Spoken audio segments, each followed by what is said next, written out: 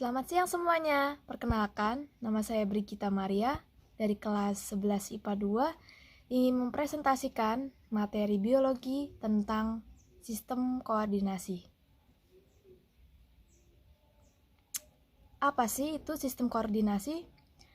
Sistem koordinasi adalah sistem yang memerintahkan organ-organ tubuh untuk bekerja sama dalam mendukung fungsi tubuh agar dapat bekerja sama dengan baik. Adapun fungsinya untuk mengendalikan setiap bagian dalam tubuh agar gerakan yang dihasilkan menjadi tepat sasaran. Tanpa sistem koordinasi, seluruh organ tubuh tidak mampu bekerja sama. Lanjut ke sistem saraf. Tugasnya itu mengendalikan seluruh aktivitas tubuh. Cara kerjanya dengan menerima dan meneruskan terangsang ke pusat saraf, misalnya otak atau sumsum tulang belakang.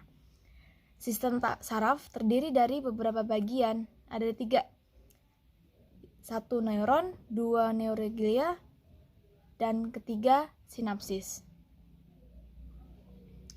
Yang pertama, neuron. Neuron itu unit terkecil dan fungsional yang membentuk sistem saraf, berfungsi menghantarkan rangsangan dari reseptor ke pusat saraf serta menghantarkan rangsangan dari pusat saraf ke otot dan kelenjar. Dan di sini untuk struktur-strukturnya ya. Ada dendrit, badan sel, inti sel, selubung myelin, akson, nodus Ranvier, sel Schwann, sinapsis. Untuk pembahasannya, badan sel saraf atau perikarion merupakan pengendali seluruh aktivitas neuron. Fungsi dari badan sel ini adalah menerima rangsang dari dendrit ke akson. Dendrit berfungsi untuk menerima impuls dan meneruskannya ke badan sel saraf. Akson adalah bagian neuron yang ukurannya panjang dan memiliki cabang tunggal. Selubung myelin adalah pelindung akson yang berisi lemak berwarna putih kekuningan dan bersegmen. Selubung myelin disusun oleh suatu hal yang disebut sel Schwann. Bagian akson yang tidak ditutupi oleh myelin disebut nodus Ranvier. Nah, untuk fungsinya, neuron ada 3 nih.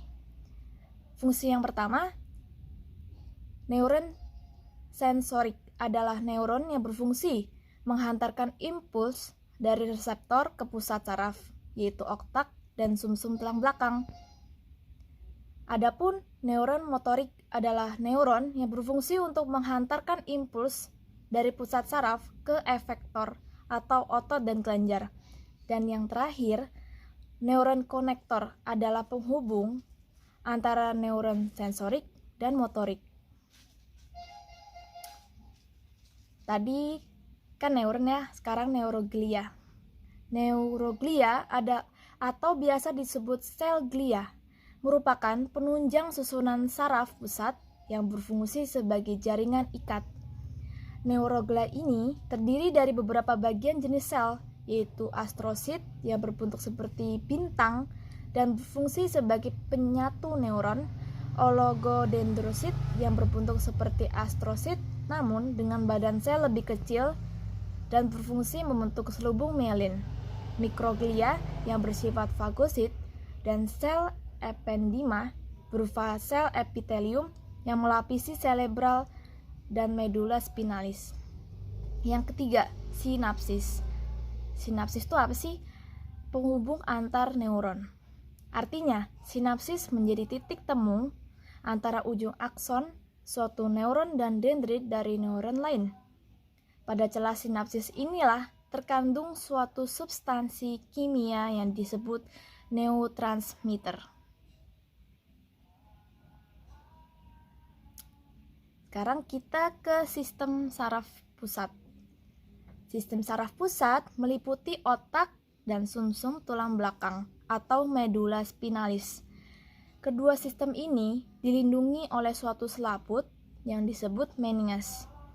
Meninges terdiri dari 3 bagian, yaitu piameter atau lapisan terdalam, arachnoid atau lapisan tengah, dan durameter atau lapisan terluar.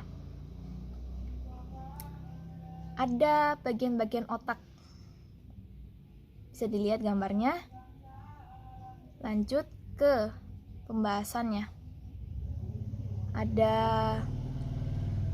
lobus frontal, adalah bagian depan dari otak besar.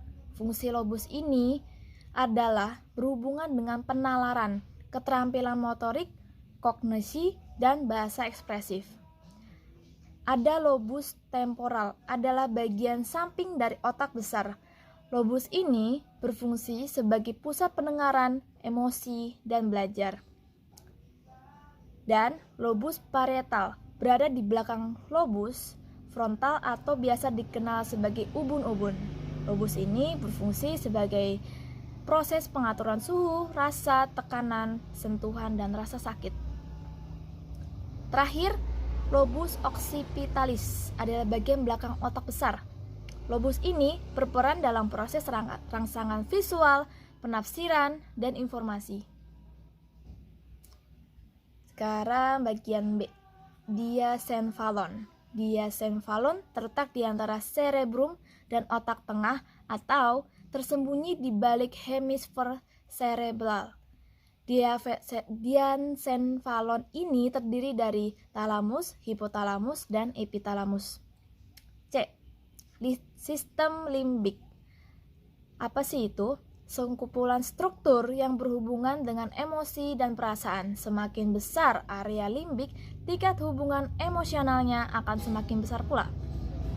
D. Otak tengah atau mesencephalon. Otak tengah merupakan penghubung antara pons farolli dan otak kecil dengan otak tengah. Fungsi otak tengah adalah sebagai pusat refleks. Yang E. Pons farolli. Fungsinya untuk mengantarkan impuls dari bagian kiri dan kanan otak kecil, mengatur frekuensi serta kekuatan bernafas. F. Otak kecil.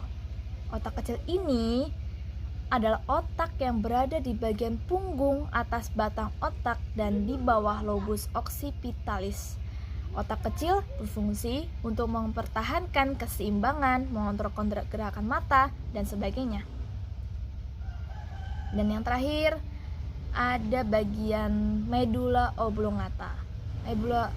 Medulla oblongata berfungsi untuk mengatur denyut jantung, tekanan darah, pernafasan, gerakan alat pencernaan, bersin, batuk, dan sebagainya.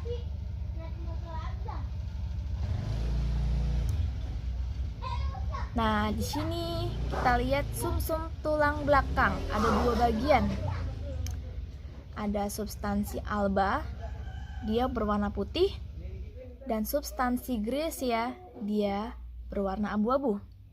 Adapun fungsi-fungsinya, ada 3 nih.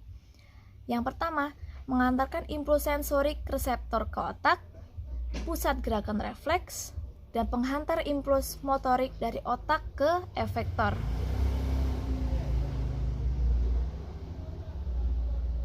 Kita lanjut. Ini bagian dari sumsum tulang belakang. Kita ke sistem saraf tepi sekarang nih.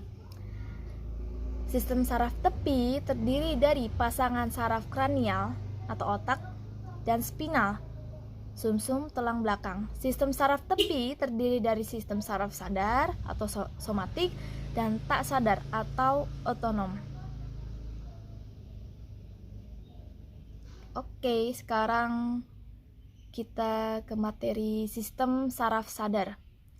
Sistem saraf sadar terdiri dari 12 pasang saraf krania dan 31 pasang saraf spinal. Oke, di sini saya zoom. Ada saraf kranial, saraf leher, saraf punggung, saraf pinggang, saraf pinggul, dan saraf ekor. Oke. Tadi sistem saraf sadar dan sekarang sistem saraf tak sadar. Sistem saraf tak sadar dibedakan menjadi 2. Ada sistem saraf simpatis dan sistem saraf Parasimpatis. Sistem saraf simpatis itu apa sih? Bersumber dari mana? Dia itu bersumber dari segmen foraks dan lumbar sumsum tulang belakang. Sistem saraf ini berperan untuk mendukung peningkatan denyut jantung, tekanan darah, dan terbukanya saluran pernafasan. Nah, untuk saraf parasimpatis ini bersumber dari area kranial dan sakrum. Sistem saraf ini bekerja dalam keadaan tenang. Artinya, sistem kerjanya berkebalikan dengan sistem saraf simpatis. Kita lanjut ke gangguan sistem saraf. Ada banyak nih. Yang kita tahu ada epilepsi. Adalah gangguan menahun yang menyerang saraf. Ada stroke. Gangguan yang disebabkan oleh penyumbatan pembuluh darah di otak. Kesemutan. Gangguan pada sistem saraf sensorik akibat terganggunya metabolisme. Encephalitis, yaitu peradangan pada jaringan otak, penyebabnya adalah virus. Meningitis adalah peradangan pada selaput meninges. Gangguan ini disebabkan oleh virus dan bakteri. Neuritis, gangguan pada saraf tepi akibat peradangan atau tekanan. Oke, sekian dari saya, kurang lebihnya mohon maaf dan terima kasih.